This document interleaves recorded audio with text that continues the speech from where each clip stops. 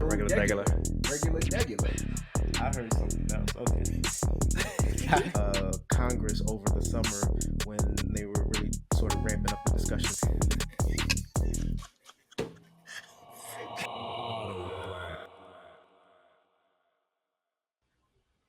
What's up? Welcome back to another episode of AutoBlack. AutoBlack is a discussion-based podcast hosted by five Block architects, and we get on here and we talk about whatever we want, from architecture to culture to design to politics, and we do it through an unfiltered, unapologetically Black lens. And that makes up AutoBlack. And of course, I'm never here by myself. I always got my friends with me. We have Xavier. What's up? How you doing? We have Whitney. Hi, guys. We have Jamar. What it do, baby? We have Perla. Hi. And today we also have a special guest in the building. Courtney, how you doing? Introduce yourself to the people. Hi, everyone. Excited to be here. I know a lot of you. I'm also a Black architect, so I'm excited to talk shop. Yeah, so today is actually a first for AutoBlack. It's a history-making podcast day.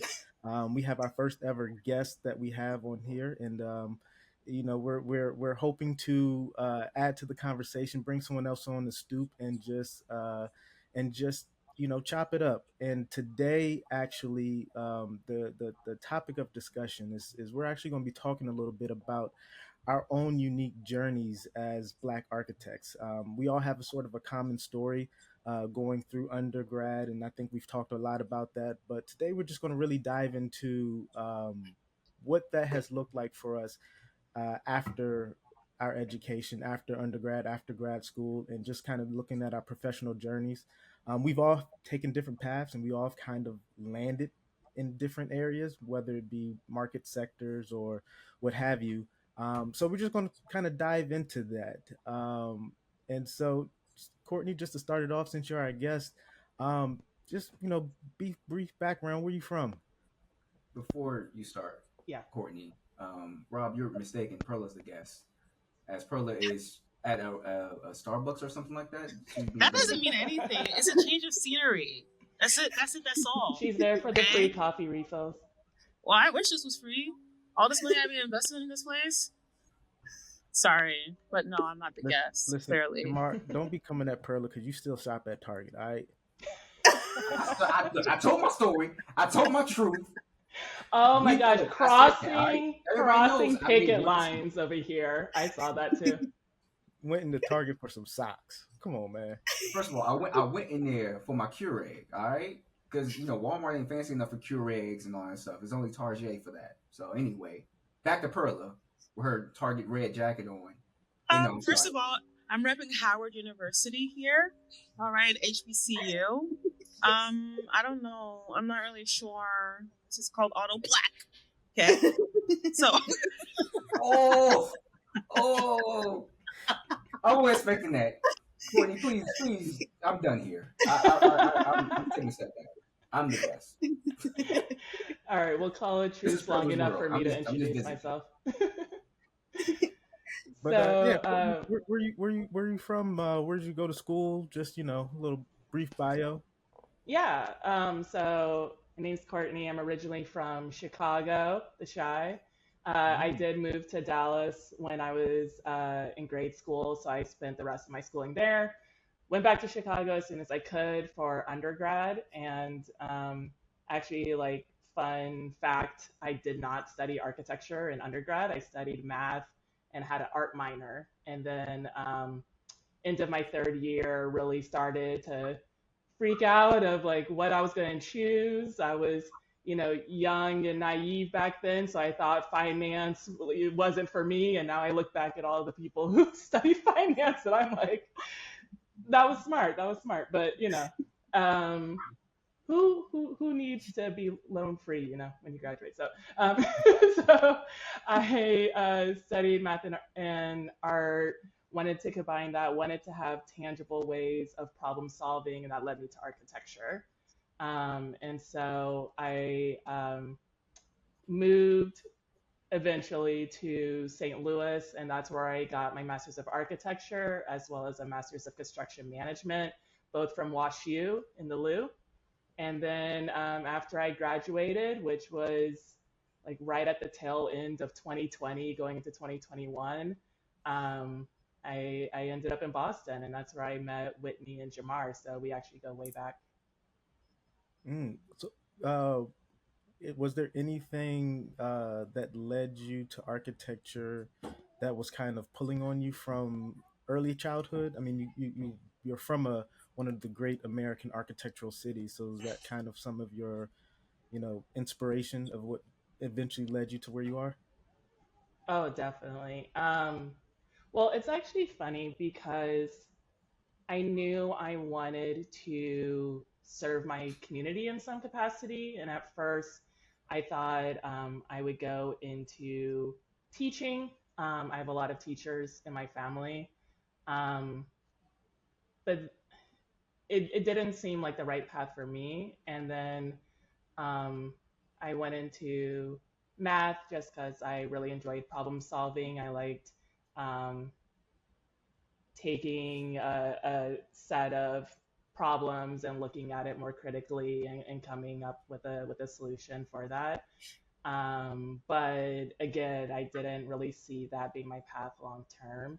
And so I really had to dig into what do I gravitate towards just on my day to day when I'm relaxing, when I'm not trying to like impress anyone or try to like build something necessarily. And something that my mom actually pointed out was whenever I traveled, I only took pictures of buildings and food. I did not take pictures of myself to her chagrin, but I was just really interested in the built environment and how each city has their own language, has their own vibe, and also just how the impact of pathways or building heights or parks, like how that um, brings a sense of safety or a sense of interest or like an area for gathering. And that kind of like sparked that light bulb of, hey, this is, not only something you just happen to be interested in, but this is like a form of problem solving and serving your community in and of itself. And you get to do it in a creative way. So that's how I got into it. And yeah, been Oh, following that path ever since. so I have on a that, theory as to why you didn't take pictures of yourself and why you took pictures of buildings. I just wasn't, I, I felt like having the photo of the thing proved I was there. I didn't understand like why you would spend all this time and money and travel to like go just take a picture of yourself and like kind of see something in the background. I was like, I'm here for the thing. Let me show the thing. So yeah, always kind of like looking out at my environment as opposed to like trying to necessarily insert myself into everything. mm, So, also as a guest on the show, we have a running poll of whether drawing or sketching in architecture is necessary. What's your quick view on that? On sketching in architecture, do you need to know how to sketch to be an architect? You need to know how to express ideas visually, but I think like as a skill, I know for sure I don't practice sketching enough. And I do kind of regret that as I'm trying to draw something that may be a little more complicated or I need to like draw little figures or something in there. But I don't think you necessarily need to know how to sketch to be in architecture, to be in this industry, but it does help. So I gave a non-answer. I'm pleading the fifth. No, your answer was correct. You said you don't need it helps, but you don't need to. Yeah, So yeah. Team Jamar, that's one for Jamar, zero for Perla. Actually, -7 for Perla. So we can continue the interview. I'm sorry. Okay, but she pointed out a good thing, pointed out the fact that I was trying to make was that it's important to be able to convey Right, visually to someone in the most basic form right. I of also, what you're trying to design. yeah, I also think the people we interact with who aren't in architecture, maybe it's the client, maybe it's like a consultant, what have you, they don't necessarily have that ability to just like see in your mind like exactly what you're trying to describe, and are more visually leaning. So that also helps when you could just kind of sketch it out and say like, this is what I mean when I say this, because not everyone has the same picture that comes to mind. I'll just Thank you. piggyback because I'm actually with my brother Jamar on this one, and I think where the basis of that conversation had originated is that I know in my experience, the ability to draw at the academic level really had been weaponized against those who didn't draw with a particular convention or with a particular aesthetic that was a part of the Mm. cultural norm, and that had been weaponized against people who didn't have that ability to basically be a basis of why you're not going to be a good designer. I've actually had a professor who said, if you can't draw, you're just going to be a CAD monkey in my office doing details. Mm. You're never going to Okay, be able to design. I I see your point, Rob, and I agree in not in the sense of like, do you know how to sketch or not, but like our design software and our platforms, or like how you're conveying your ideas is definitely weaponized, I feel like, in studio.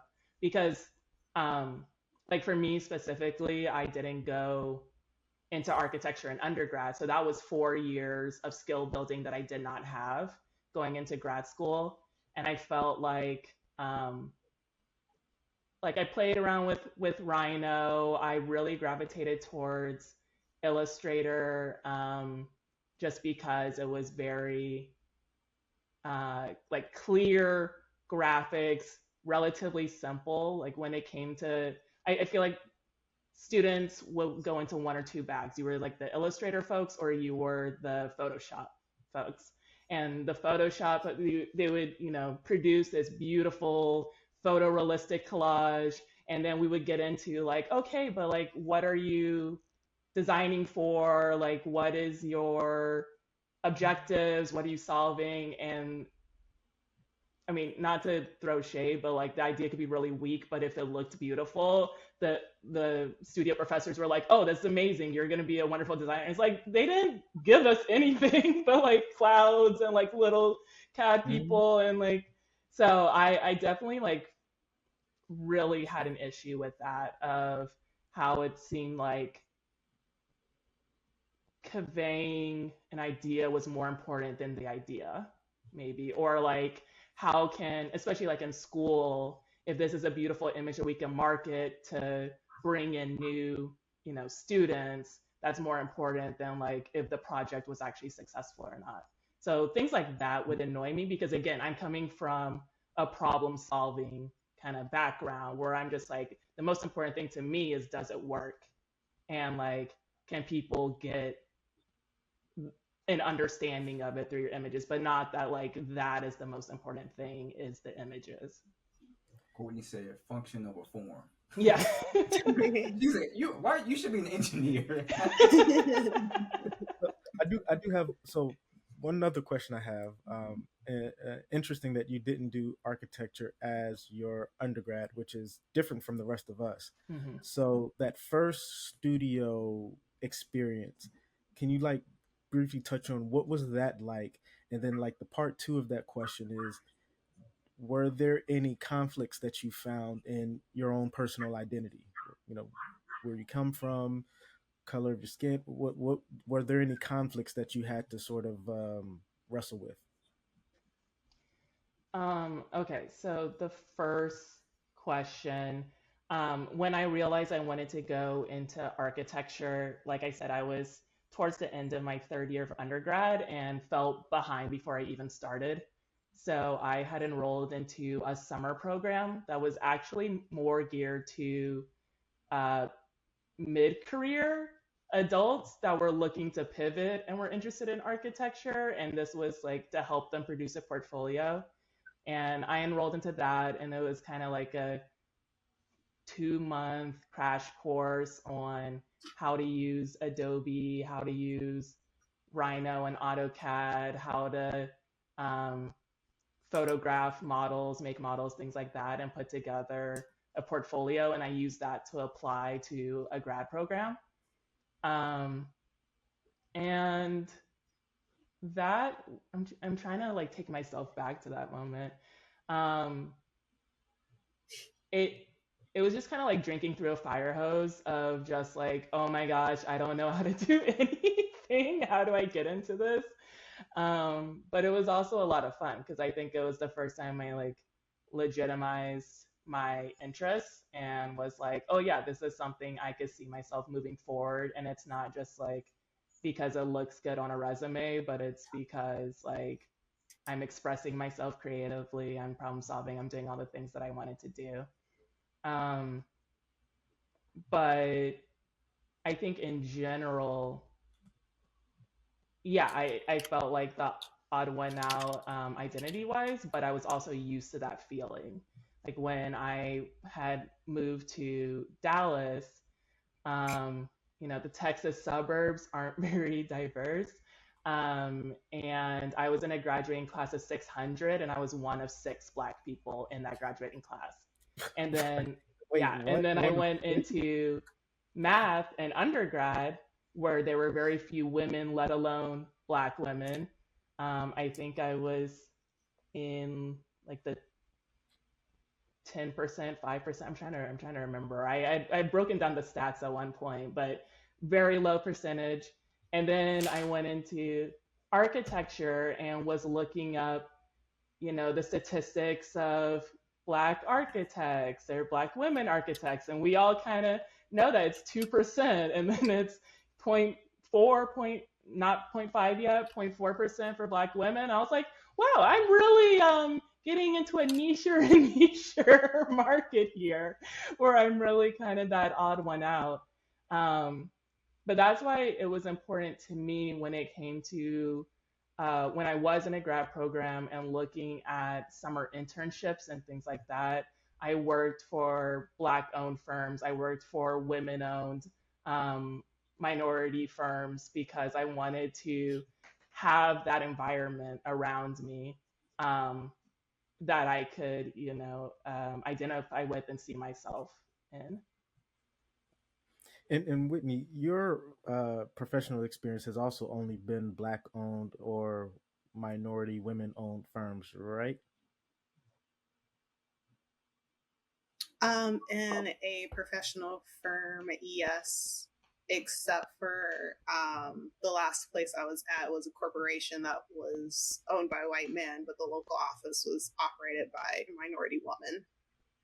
How for both of y'all, how has that been sort of an advantage in some ways in helping to I guess usher you in to the industry? Mm, I feel like there are pros and cons. I think that's a tough question because we're also women, so we still face the issues in the industry being women. So um, I would say the pro is definitely like feeling like you're looked out for to a certain extent. I definitely think a lot of opportunities just because of the size of the firm that I did my first internship at that I ended up working at for until I graduated grad school. But I think it depends on the size of the firm and it depends on local leadership as well because that makes a big difference. And then Jamar and Pearlie, I believe y'all are on the inverse of that, right? Where most of your professional experience has come from majority white firms, right? Or non-black, I should say. Minority firms, though. So Icon was a minority-owned firm. Well, hell, whoa, Okay. oh, it wasn't minority. Come on, whoa. Sorry about that. Icon was not a minority-owned firm, but it was a woman-owned firm, which is still a minority, Yeah. even if they are white, they're still a minority. Um, so yes and no. For that, then I went to a Black-owned firm with Whitney and Courtney, and now I work for I don't know who owns that it's not minority, that's for sure. And it's not woman either. So yeah. So I guess okay, you're right. You're right. But look, don't put Perla and me in the same sentence ever again. We trying to squabble? It's not happening. But Perla, I'll let you explain your side of things. Girl. Hi, sorry about that. I don't have anything to explain to you, Jamar. Okay. Secondly, you are right, Rob. My experience, I've never had an experience working at a minority owned firm, and it's kind of having me think about future steps. And honestly, given everybody else on this call, um, has had experience working at a minority owned firm. If you guys could chime in on what the pros are, and if you guys think it's worth just having that experience as part of my resume, feel free to share. But it's not out of this wasn't a intentional decision. It was really going where the opportunity was provided and moving on from there. And my story is a little bit different, where I don't think I had the or I wasn't a place to be as selective as I or be as intentional, basically, selecting those types of firms as well. So it's a bit vague. Yeah, I'll second that, especially with my first job. Rob, as you know, after undergrad, just trying to get your foot in the door was a huge hurdle for both of us. Mm-hmm. And maybe even X. Actually, I can't remember if X if you had that same hurdle, but it took me a year and some change to get my foot in the door, right? And so when I got the opportunity, and I put out hundreds of applications, so when I got the opportunity, I jumped on it, and it happened to be the woman-owned firm as my first opportunity, and so like I said, I took it. So I couldn't. I guess I was being selective, but I couldn't because nobody selected me. So yeah, that makes me feel really good at night. Yeah, and me and X actually have a pretty similar story of how of like our first post grad professional experience. We actually worked for the same firm, and it was a white owned firm, but like the woman who led our studio was a black woman, and I can't rave enough about just working under her and learning from her and looking at her, and just the intention that she had with making sure that I was at meetings I had no business being at. All I was doing was pushing and advancing the slides, or making sure that at meetings with clients and stakeholders, a specific point that I made about the project, that we might have had, making sure that the meeting was, halted so that I could specifically raise that point. It does a lot in terms of building your confidence and making you seen. I don't know about you, X, but like, how was that for you? Especially coming out of going to UVA, then going grad school in Michigan, and always being a one of a few. No, it's definitely a good experience. Yeah, because she definitely like sort of laid the table for you to like excel wherever you wanted to, and then gave you that experience of coming into the business of architecture and seeing the different parts of where you can go and what you can do within the business. So it was definitely a good experience for me as well. Yeah, and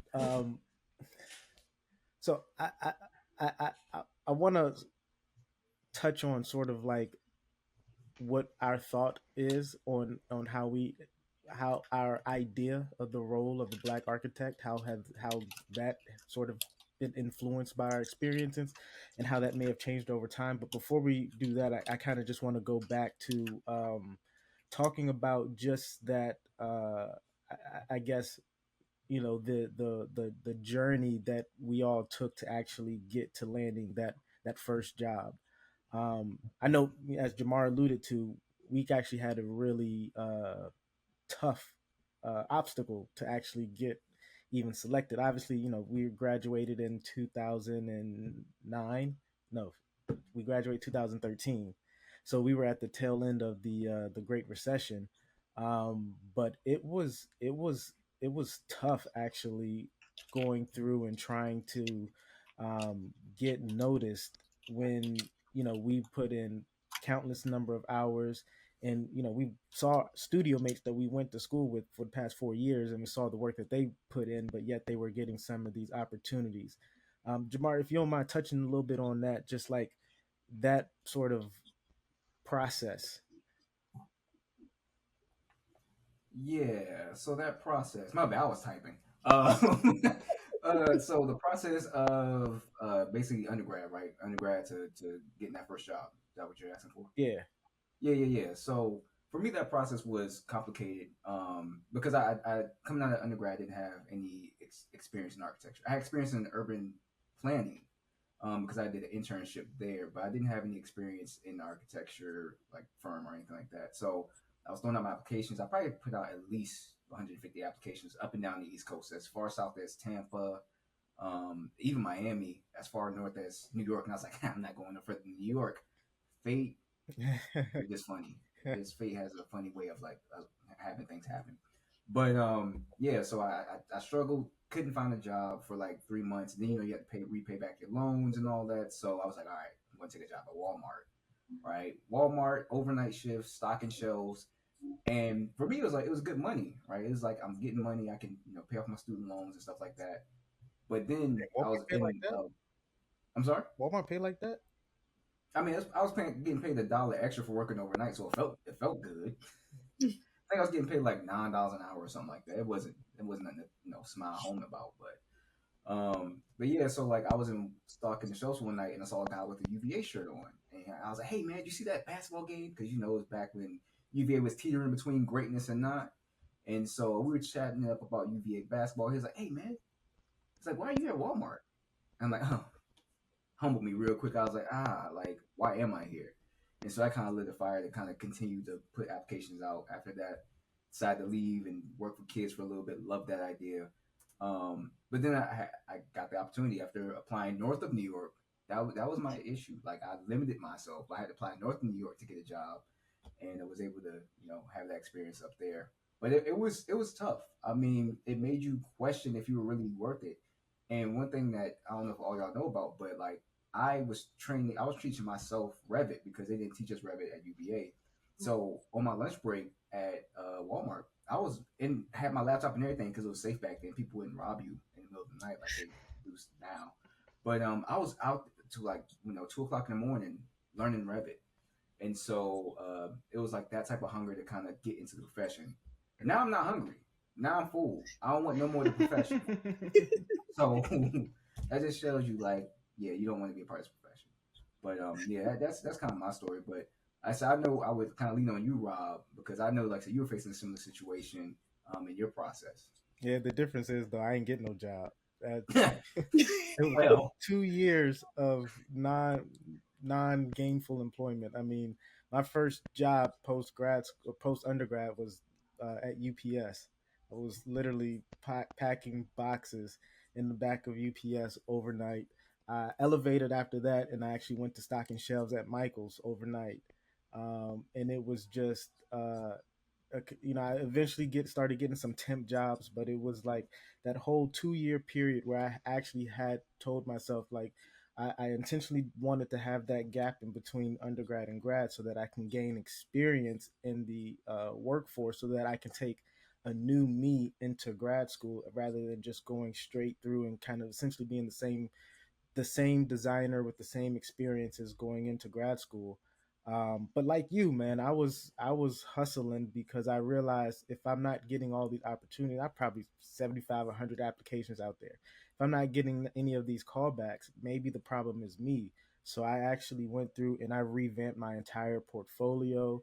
All of those projects that you've had those year-end reviews where they give you critiques on how to make it better. I did all of that.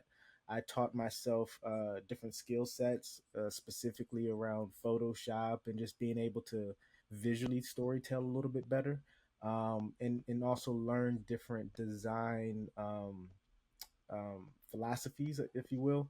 And so like it was that 2 year process, and then when I applied for grad school, man, it was like because of the work that I had put in.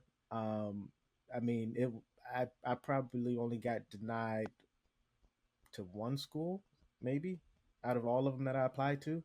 Um, but it but in that also it really gave me a very different perspective on the industry, and I even think in some ways I became a little spiteful towards the profession. um Even some level of like I harbored up some vengeance that I wanted to get. And for those who know me, one of the things that I always say is that I love architecture, but I hate the profession.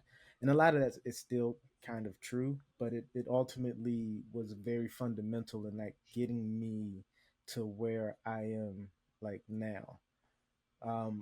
And so I guess the next question for the group is, um, what were what was kind of like that light bulb moment that you've had based off of your experience that sort of um, dramatically shift how you saw architecture and how you saw your role as an architect, specifically as a Black architect, and how you saw the responsibility that you had to carry. And I'd actually like to start that off with you, Courtney, because you had a different education experience that we had. So Yeah. you didn't have the amount of um, abuse isn't the right word, but you go through your challenges in the studio. So we kind of endured that a little bit longer. Yeah, I'll first start off and say that architecture as a pedagogy and also as an industry really relies on an idealized version of itself.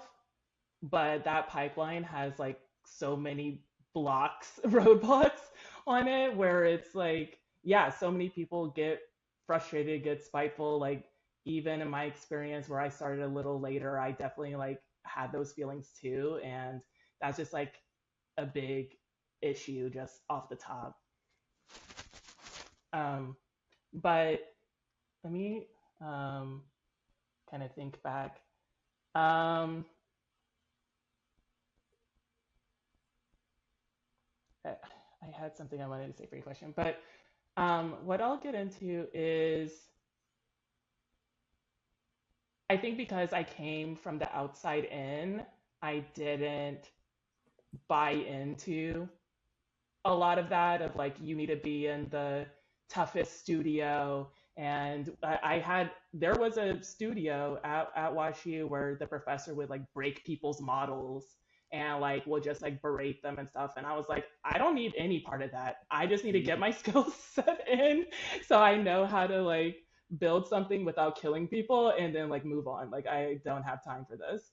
Um, and then also just like being in math, that was also a very demanding field to where early on like work life balance was super important to me and not something I was willing to give up in grad school, even if it meant I wasn't a star student or I didn't have uh, that insider connection with my professors to different firms or whatever. I was like, I'm going to figure out myself, but I cannot kill myself over whatever I decide to do. I can't kill myself over that. And I think having less of that pressure was really helpful.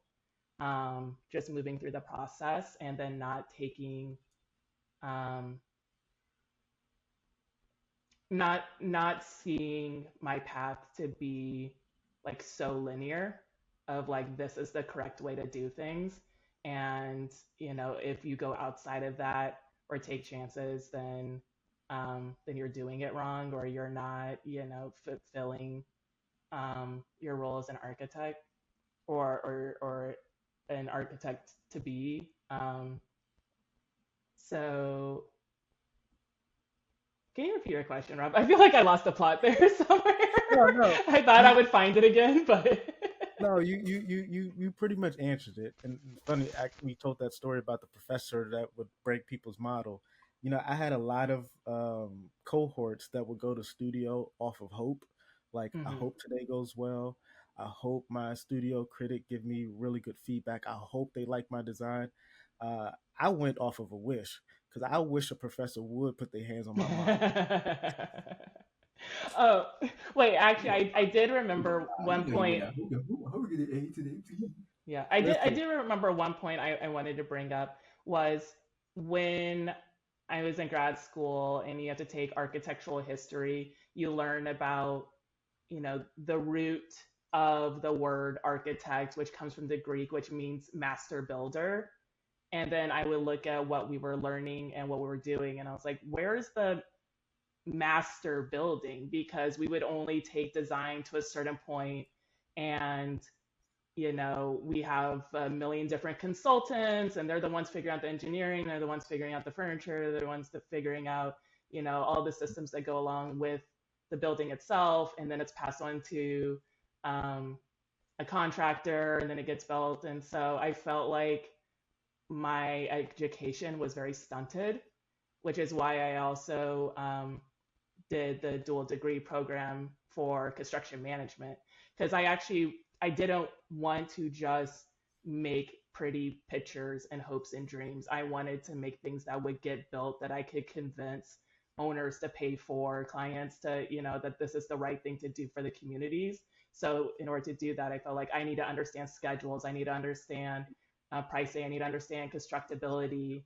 It also like really annoyed me that we only had one semester um, of like business practice and like understanding how to like talk the talk of business. And especially if you're getting licensed, you could be a sole practitioner right there. Like, you are a business person, you need to understand that. So I think also having that perspective helped me build a more well-rounded kind of idea of how you could succeed, or like where those gaps were, I guess, that I could then better fit in.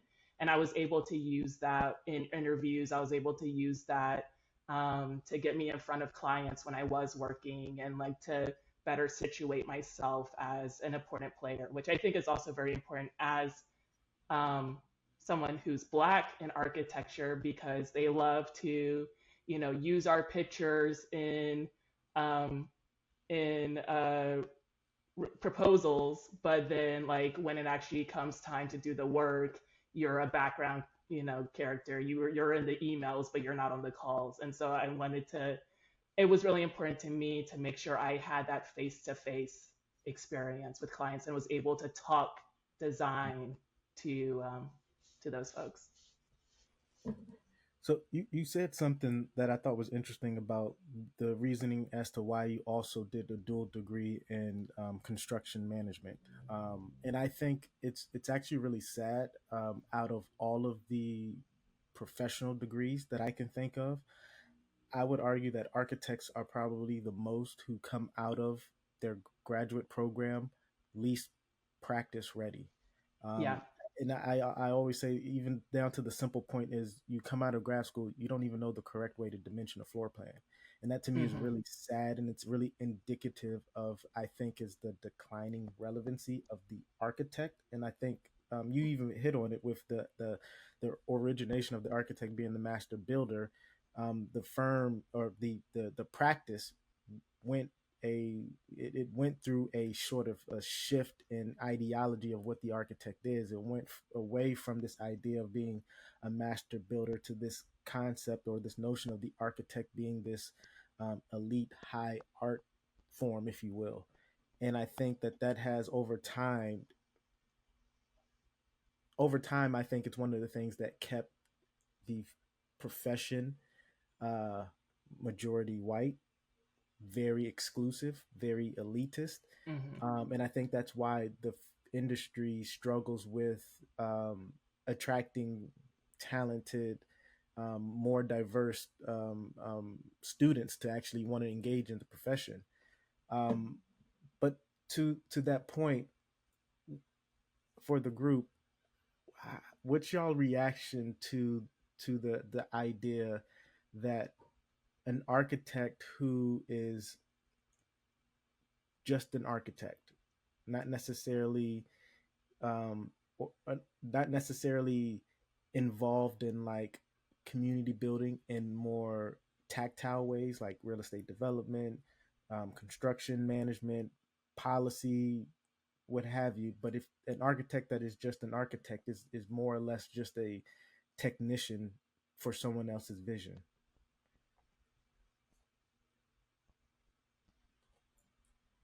So I think beyond, so sorry. I think beyond being like the master builder, the architect is also a steward. I mean, that's one of the principles that one of my professors told me. We're basically there to serve the client. So inherently, that's how buildings get done. Although we have the ideas and we have the capabilities of building things that look really beautiful and being constructible as well, you can sort of divert yourself into many different ways. But at the end of the day, you know, a client is going to say whether or not one building is good or not, or if they want to do it. That's why most of the apartment buildings today look pretty much the same, no matter where you go. If you go in New York or you go in DC, you go in Miami, you're gonna get similar looking buildings because those people who own the buildings pretty much have real estate all up and down the country. What's the danger though to communities that look like us? Is there? Do you believe there's a danger?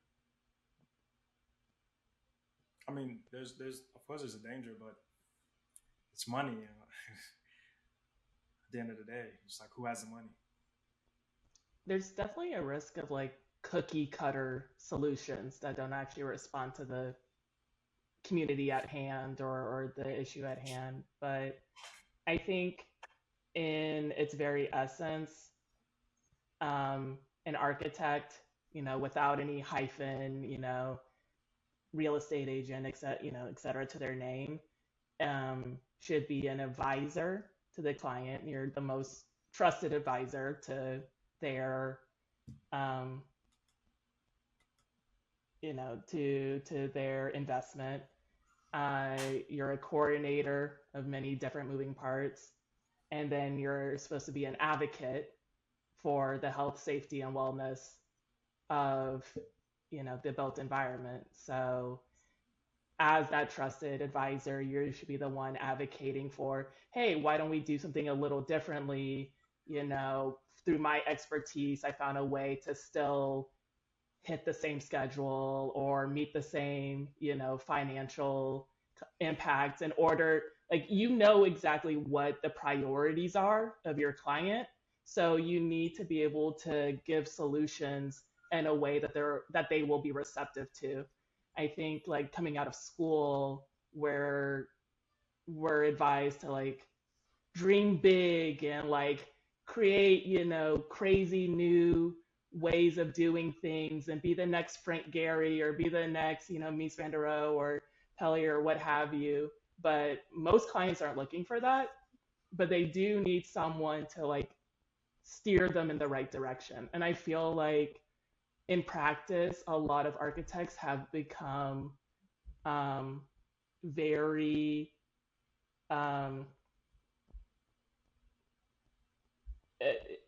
they just like tiptoe and are just like, all right, whatever you want. Like, I have a firm that has bills to pay or whatever. So, like, I'll just make sure that we don't break any codes and then you can have your cookie cutter developments and, it is what it is.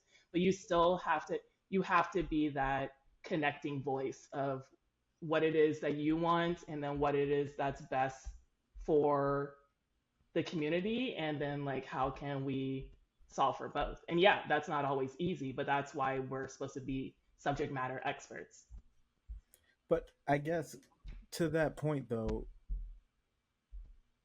isn't I believe that there has to become a point where, especially us as Black architects, we have to really dramatically shift the idea of what's our role and what even we call ourselves. It's not just it's the architect plus etc.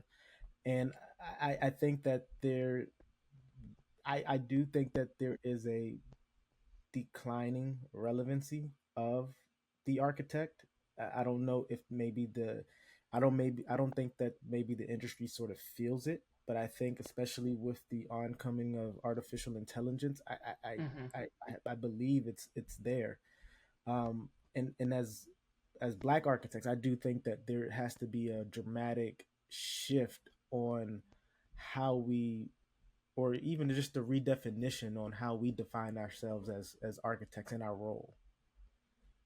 Do you think it's a willing thing though among architects? Because if you look at it, if let's say I'm an architect and then I add something on to the end of my name, then you take on that liability and that responsibility where you could also be sued for, if something goes wrong. So there's an added liability that I think architects are willingly giving away, but that also may be contributing to why we're also losing some power within the construction industry.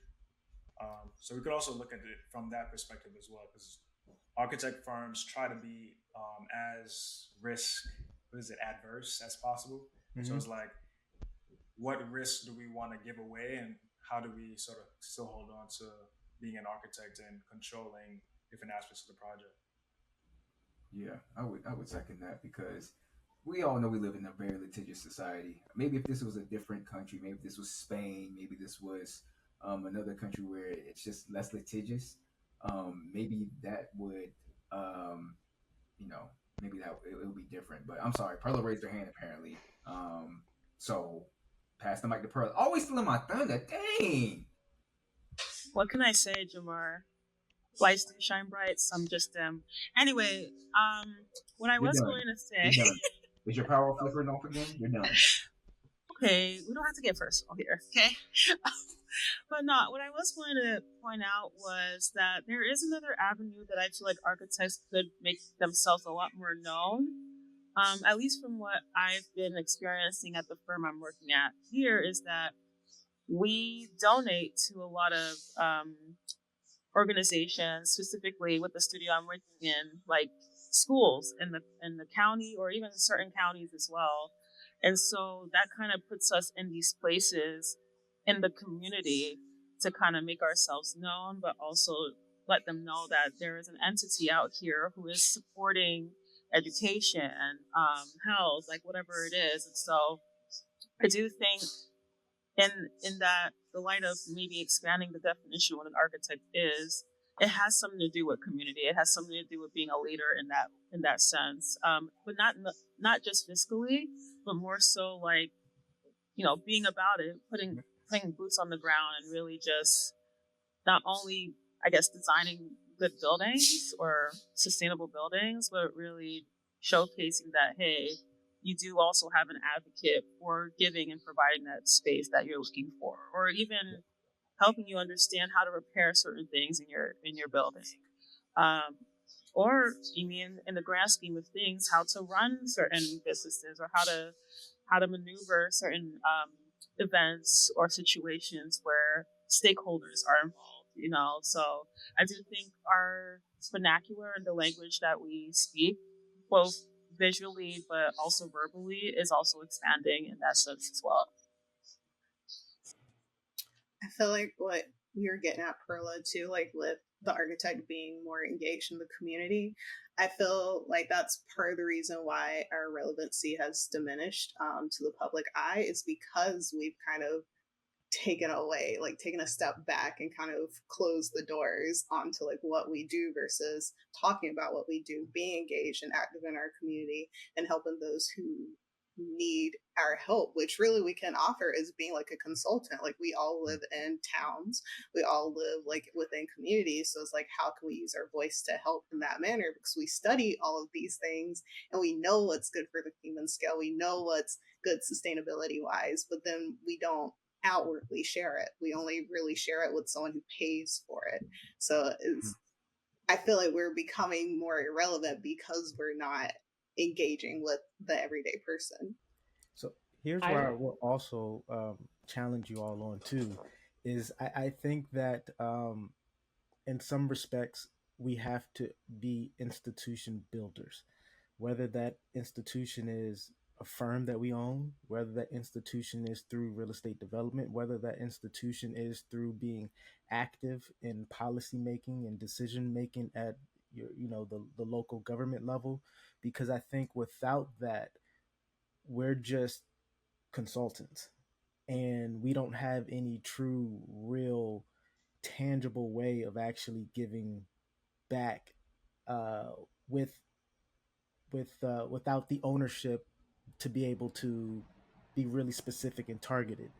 And I think what we've learned from Target is though they giveth, they can also taketh away.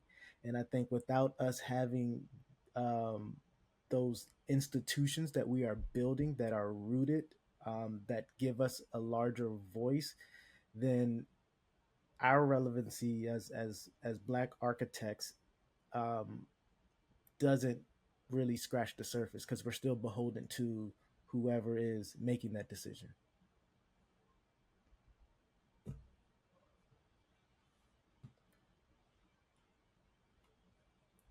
So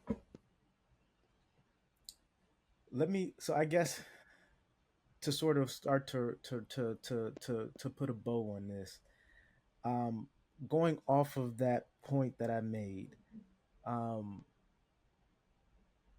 to what extent is it important for us, and certainly for the generation that's coming after us, um, to what extent is it important for us to to I guess gain from within, or take a more defiant approach and be the institution builder that's standing on the outside.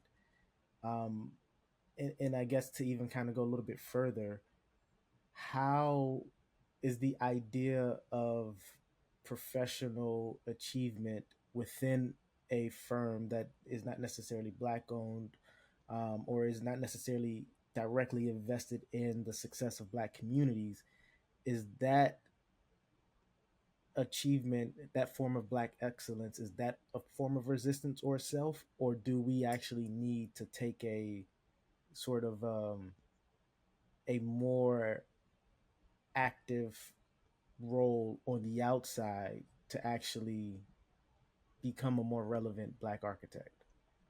For us, by us. So Yeah. yeah, I'm gonna paraphrase a little, and Courtney, please help me out. But we just got off of the NOMA Q2 call, and one of the elders said that we need to look at our history, and we need three kind of groups of people in order to make effective change. So we need the rebel rousers, we need those who are in those corporate spaces who look like us but are within those spaces to make change. And then what was the third one? Because I can't remember now.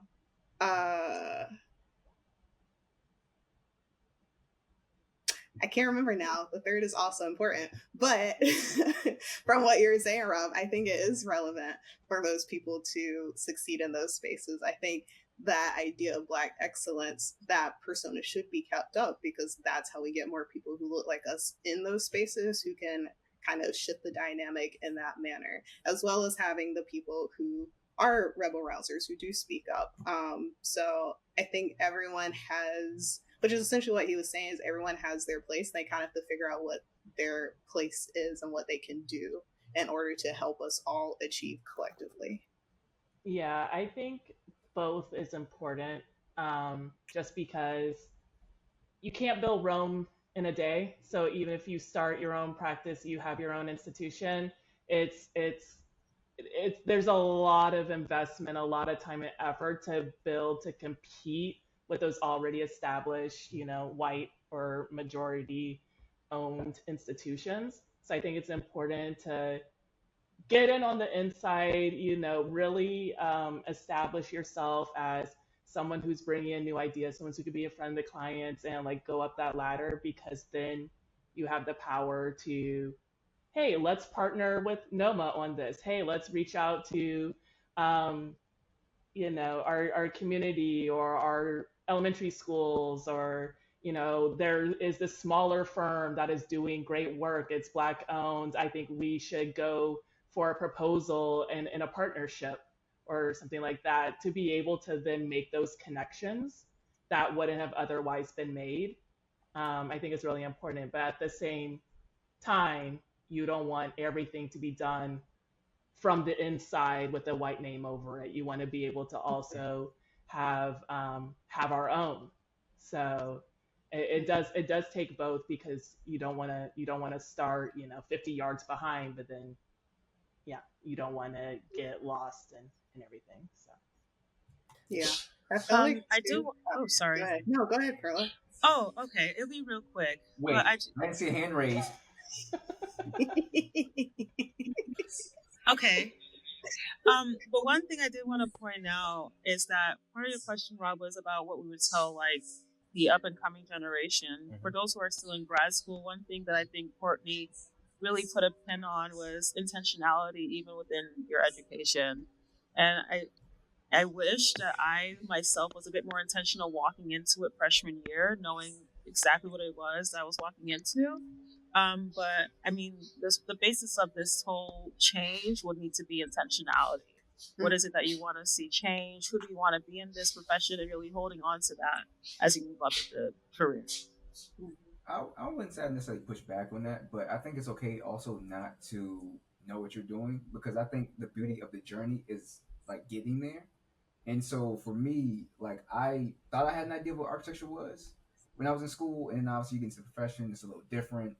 And it's that, I don't want to say struggle, because I hate when people say, oh, it's a struggle, but that, I mean, it was a struggle. But in that struggle, I found purpose. What that purpose is, I still don't know, but it's out there for me somewhere. I know it's out there. But like it's great to have an idea. Like I knew going into architecture school that I wanted to be an architect. Even the professor said, because I can't sketch, that I would never be an architect. Look at me now. But yeah, like there's beauty in that journey too. The ups and downs, there's going to be ups and downs, but it's okay not to fully have everything fleshed out going into school. It's okay. but it's It's okay. also important not to go into it blind, because I also think that's where we have kind of that clog in the pipeline. There's so many more people of color, women, et cetera, going into architecture in school, and then they end up going to an adjacent field when they graduate, or where they could use transferable skills, or they're working for someone but never get licensed. And I think that's because a lot of folks aren't set up for that disconnect of, this is how I experience architecture when I was in school, this is how I experience it in practice. And I think it's really important to like have those summer internship programs where you're working, to have those mentorship programs where you're talking with leaders in your community, in NOMA, in AIA, because you go into it thinking like, I'm going to change the world, I'm going to be a architect. I walk the streets of downtown, whatever city I'm in, and I'm like, that's going to be, me. And then you end up being part of an unlucky graduating class where you're graduating in the middle of a recession or at the tail end or in a pandemic, and you're like, I can't even get my foot in the door. Like, forget my ideas, forgetting, like, I just need to like get a stable like job and support myself. And like, you end up compromising on a lot of things, and you end up becoming disillusioned really quickly. And it's just like, what did I go through all this for? So I think it's also important to like, I don't know, like that kind of transition needs, there needs to be more care in that. And I think as like Black architects and people who have experienced that firsthand, that's kind of on us to inform the next generation and say like, don't get disheartened if this is hard. Like, understand your transferable skills, understand like, this is opportunity to continue to build yourself and make yourself more of an asset, as opposed to like just one of 100 other people who had graduated and you all know the exact same skills. And we can only hire so many folks, and we're going to hire ones that we may have a personal connection to or see ourselves in, or whatever the excuses are. So I think it's important not to try to avoid that kind of friction, but also to acknowledge that it exists so people aren't detracted by it. Can I have a? I felt called out. I felt called out. But it's okay. It's okay. I want. I will always call you out, Jamar. That's what I'm here for. I want to have a vulnerable moment, actually, because what you said, I think it's also important to lean into those feelings and like feel what you feel and like interrogate it a lot because for me personally, I've often felt, especially in that, hey, I just got to get a job. Sally may be calling. She ain't playing no games. So in that compromise to just get a job and to then just get career advancement, I've felt a lot of guilt. And I don't know why I put that pressure on myself, but I felt a lot of guilt in not necessarily doing anything within my profession that is actually um, constructively giving back to people that look like me. And in fact, working in multi housing development in DC, a lot of the projects that I was doing to some degree had adverse effects on communities that look like me. And so wrestling with that idea, I struggled with that a lot. And I don't necessarily know why I put that pressure on myself, but it was a pressure that I felt, and it was an extreme, like almost guilt that I felt. And I have actually remember going through, and really a real pivotal point for me was the Baltimore uprisings after George Floyd's death, is where I really sort of felt that because one of the demonstrators actually, when people asked, one of the reporters asked, like, how can you sit here and destroy your own community? He responded, like, we can't destroy what we don't own. And like I really felt that. And like I really felt at that time my profession, at least to me, was really illuminated for its lack of um relevancy, and it's how much it actually contributed to that feeling, especially in a place like Baltimore that is a pioneer of like racially based policies that redline and divide and disrupt our communities. And so I really felt that, and I really went on this journey of trying to figure out what those feelings are. I asked a lot of my peers if they were feeling the same thing, and surprisingly, everybody said, "Nah, I don't really feel that tension and that guilt." But I think what was important for me was actually exploring those feelings. And if you actually look at sort of where my career went from undergrad to grad school to first job, second job, third job, and like just tracing my career within the built environment, it is all in pursuit to try to do more, to expand my role as an architect, to have more impact. And the unfortunate thing is I realized that I can never have the impact that I want to as just an architect in a traditional architecture firm. And so, everybody has a role to play, but I think it's important for us to also sit in those feelings if you have them and go through this journey of trying to explore what it is. Just to put a bow on this, because that was beautiful, Rob. But the reason why you were sitting in your feelings was because you didn't have a job, and so when people had a job, we couldn't sit in our feelings. So that was beautiful. That was great. I'm messing with you. But just before we wrap up, though, I do want to acknowledge that we have three licensed Black architects, like women architects, on this call. So I don't know how many other podcasts have that. Well, we got that. We are connected. I want to celebrate you all for like navigating that. So, congrats to you guys. When you compliment, it matters because Yeah, it doesn't come often. It is harder have to me be back for that story because that was mentally anguishing. That's a whole nother episode right there. So we did it. that means you got to come back. I slipping it in. I'm gonna get myself in front. Pause. But also, no, you're not. Well, you're not welcome to slip back in. No, you're not. Well, wait for when Jamar's unavailable. I'll fill in as a guest host. I'm always available for you. Unfortunately, he's like a gnat. He's just always around. Always around.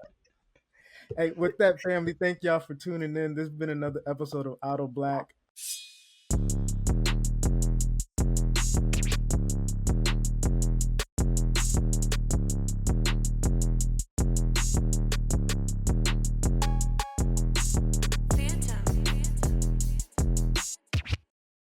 Hey everybody. everybody. Thank you for listening to this episode of AutoBlack. If you have enjoyed the discussion, please hit that subscribe button or follow button, whatever you'd like. AutoBlack is a discussion-based podcast that is unapologetically Black at the intersection of design and culture. We acknowledge that our experiences are just that, our experience, but your voice is worth elevating and your perspective is valid. So please join the conversation and connect with us on Instagram at AutoBlack_podcast, or email us your thoughts, comments, and even future topics you'd like us to discuss on the stoop at AutoBlackPodcast@gmail.com. AutoBlack out. Bye!